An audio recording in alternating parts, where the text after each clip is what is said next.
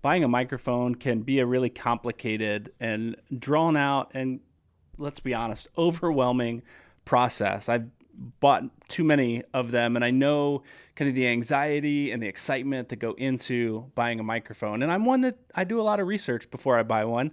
And many people just go buy what's available or what they see other people using in other videos and hear in other podcasts. And so in this video, I want to share 3 factors that you should consider when buying a microphone. I want to simplify this process for you, but share some things that you really need to take into consideration before you drop that money on a new mic. So let's get into today's episode.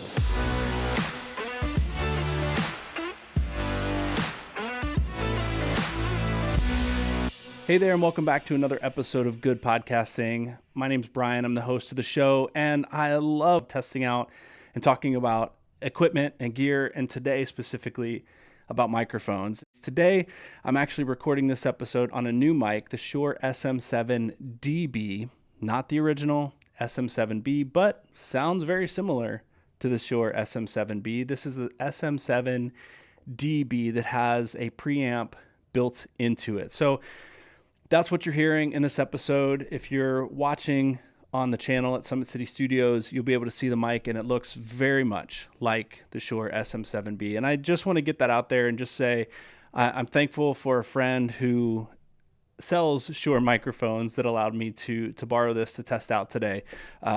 Because one of the factors that we'll talk about today has prevented me from buying this particular microphone, and I'll get to that here in just a few minutes. But today I want to share 3 factors to help demystify and not let you feel as overwhelmed when buying a microphone. And I'll tell you right off the top, those 3 factors are quality, convenience, and cost. Quality, convenience, and cost are the 3 things that I weigh primarily, and that's changed over the years as I've considered which microphones to buy, but those are the ones that I really take into account right now. Let's start with quality.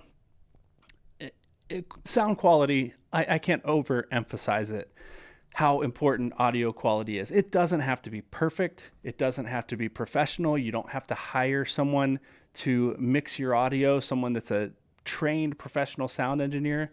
There's no need for that. There are ways that you can learn how to do it pretty simply. There are AI services out there that will do a lot of the post-processing for you.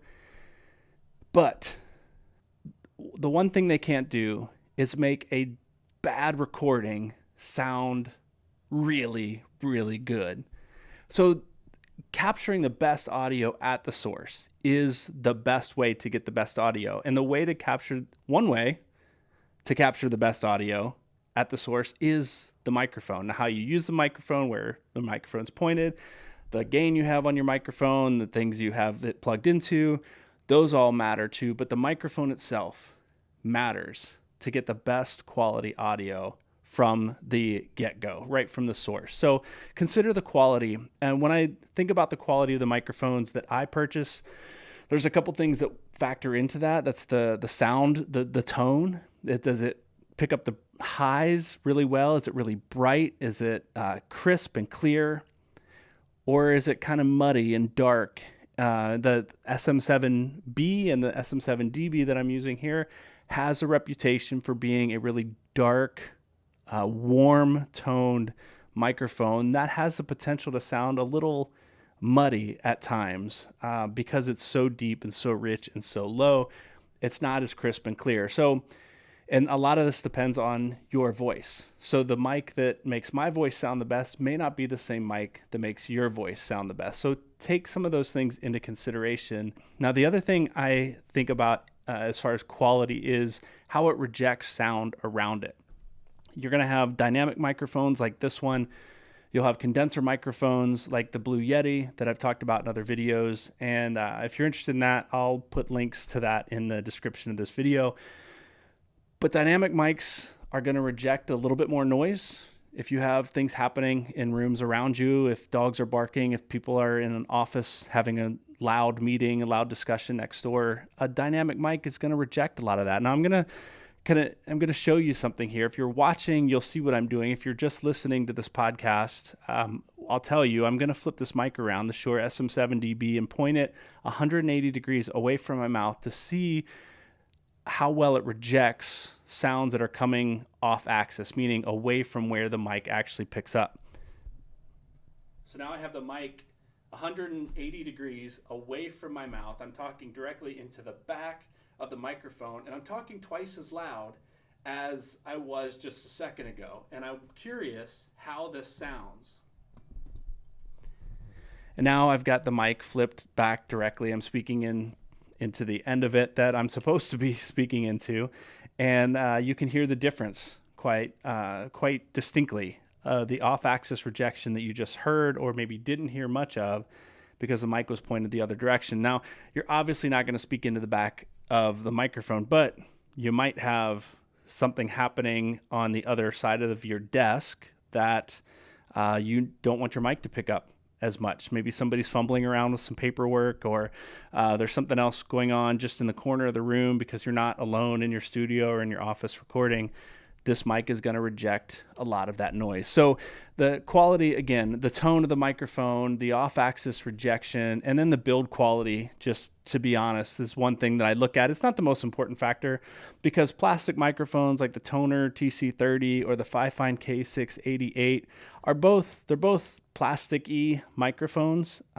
One's better than the other, but still quality microphones. And you look at something like the Rode Procaster, is built like a tank. Like, this thing is heavy. Your infant child probably can't even lift this microphone because it's so heavy, and built so with such and built so quality. I'll just say that. It's a high quality build on that microphone. So what are you looking for? What's most important? Quality is number one. The second thing I look for is convenience. And when I consider convenience, there's a couple things that I'd look into or I'm looking at, and that's how am I going to use this microphone? Am I going to be sitting at a desk in a studio and I've got all the rest of the equipment I need that I can plug into? Or am I going to be remote recording somewhere in the field, potentially in someone else's office, potentially out walking with someone and we want to record something real quick? Convenience is a factor when buying your microphone. So sitting at a desk like this, I have my interface, I have access to my laptop, I have power, I have everything I need. I can use a microphone that requires a little bit more equipment to plug into. So I can use an XLR microphone because I have my interface, and my interface then can plug into my computer. It's not super convenient when I'm out in the field, but right here, it's really handy. XLR microphones are going to typically be a little bit higher end, higher quality, but not always. Something like if I'm in the field, I may grab more of a USB microphone or something like this Zoom F1 field recorder that I've used in a couple other videos because it's handy. It'll plug into my camera. It's a directional mic. And I'm really simple, easy to use in the field, and the quality is going to be great, but not one that I'm going to sit at my desk and record with because I don't need to. The other thing I think about when it comes to convenience is not only where and how I'm going to use this, but how much time do I want to take to set this thing up? Is it something that I can just leave on a stand like this, sit down, turn it on, and go? Or is it something that I have to set up each and every time? And if it is, do I want XLR? Do I want USB? If I have USB, I can plug directly into my computer. If I have XLR, as you heard me mention, you're going to need a USB interface to plug that XLR cable into, and then that USB cable from the interface into your computer to be able to record. Not as convenient as, let's say, just using a USB connection, a USB microphone. The Fifine K688 and the Shure MV7 are both have both capabilities, XLR and USB, so might be optimal mics for whatever your use case scenario is. So convenience, major factor, quality, major factor. The third one that I mentioned earlier is the cost. Now, the cost is something you really need to consider as a new podcaster, as a new video content creator. Do you have the money? Do you have the budget? And is it worth spending on this mic here that's a $500 microphone? Again, the Shure SM7B, let me just tell you, it's kind of the go-to mic that most people like to use. Some love it, some hate it, but it is one you will see on a lot of podcasts. It is a high-quality microphone. The SM7B, the original, needs a preamp to plug into to even get enough gain to it to pick up the sound of your voice. This new one, the SM7DB, has that preamp built into it, but it costs an extra $100 or so to get this microphone. So again, cost is the one factor that's preventing me from purchasing this mic. Now, if you heard me, maybe you missed it, I'm borrowing this mic from a friend who sells these mics. So I have that advantage of testing out some of these mics. But that's the thing that's keeping me. So cost is a major factor. In fact, I don't think I have a microphone. I don't own a microphone that costs me more than $200. I do have several microphones, but no individual mic that costs over $200, because that's kind of the price point I want to stay under when purchasing microphones. So I have things like the Toner TC30. This one was sent to me to review. This is a $30 microphone, or at least it was when it was sent to me. I have a couple of Fifine microphones that were sent to me, both under $100. The Fifine K658, that is, I think, a $60 microphone right now, and the Fifine K688 that I reviewed in my last video. So if you're curious on how this sounds, check out my last video, and this one retails for about $72 or $75 right now, the Fifine K688. Again, those were two I paid nothing for because someone saw my channel and wanted me to review their mics, which I'm incredibly grateful for. But you have something like the Shure MV7 that is convenient because it has XLR and USB capabilities. It's quality. You can trust the name, and it's the build quality. It's built like a tank as well. Is going to run you around $250. But maybe your voice doesn't sound the best with this mic, and maybe it sounds better on a mic that is going to run you less than $80. So test out your mics, and don't let a low-cost mic, low cost does not necessarily equal low quality and low convenience. High-priced mics do not necessarily mean the best quality and the best mic for your voice. So don't just go out and buy a mic because you saw me or anyone else using that mic on their channel and you like the way it sounded. These are things that you need to factor in. Now, let me just share just some truth with you for a minute. I don't want to burst anybody's bubble. I don't want to discourage you from starting a podcast.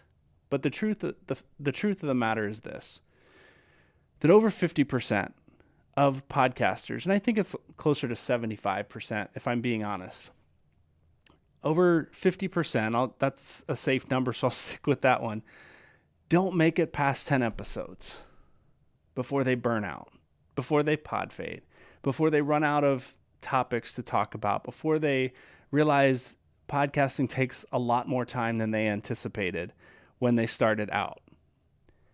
That being the case, I don't want to assume that you are going to be one of those 50% or 75% that fade, that get burned out before you're 10 episodes in.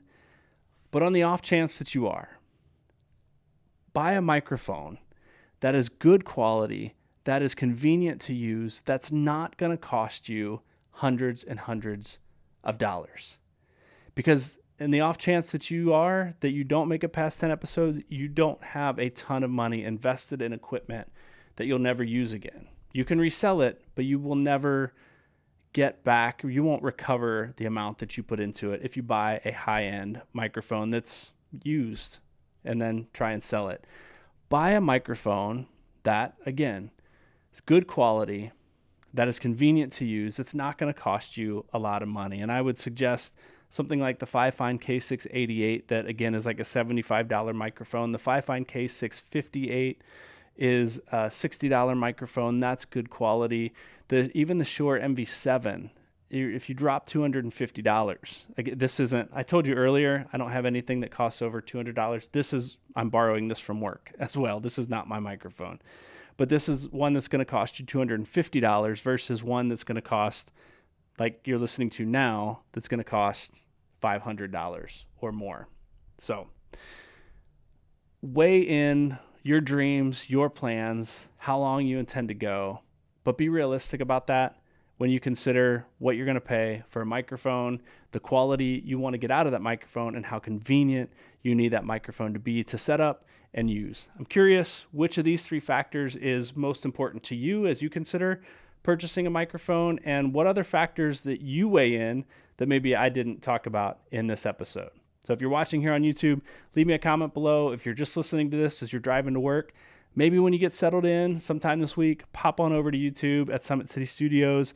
Let me know your thoughts on how you decide to buy microphones and how you decide to buy any other equipment. Let me tell you about a couple of videos that I have coming up real quick before I sign off. I talked about the Fifine K688. I did a review of this video, so if you're interested in hearing how this sounds, I think it's a quality microphone, check out that video over at the channel. But I'm going to do a review or a comparison video of the Fifine K688 and the Shure SM7DB here in a couple of days. So check out that video if you're interested in how these two compare to one another. I think quality-wise, tone-wise, they're about the same, but there's advantages and disadvantages to both. So check that out.